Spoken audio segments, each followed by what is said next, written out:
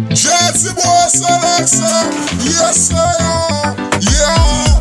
Sibo, Sibo, Sibo, Sibo, piga mata enyiga. Sibo piga mati ese enyiga. Sibo piga mati mane ese enyiga. Sibo piga mati enyiga ese enyiga.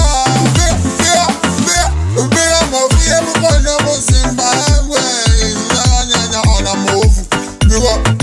Biwa sobo mure wa musuku waziwa. Ndikati awa ndo wanaruinga mazaurangu wana mamoyo. Ndikati ndepi mashika ipapo inu mdimururira. Ndikati hapo kuta kwangu uko kumaziteshara wangu. Ndiko vaninaja ana mamoyo. Vandikutara vato imi mawazira. Ndikutara ana sigauke. Ndikati makati anateshara.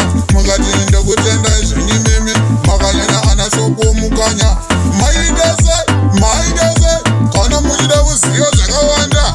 Kana muchida vasvikamona. Kana ana kuvoka avo ana pfumamaranda.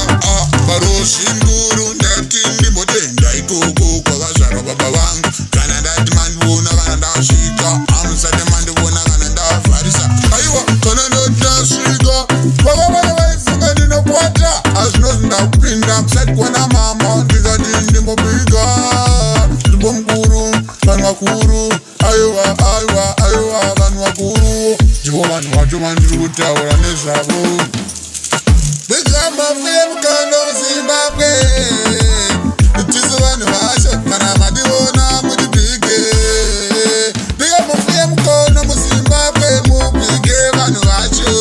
Ndopatati mutupo mukuru ana manzu kwakazvarwa naamai vangu. Ndikati ndimbobhiga ikoko vasingazive ibvai ipapo. Tisu vanhu vacho garai muzivo muvuye mugondo kunopisa.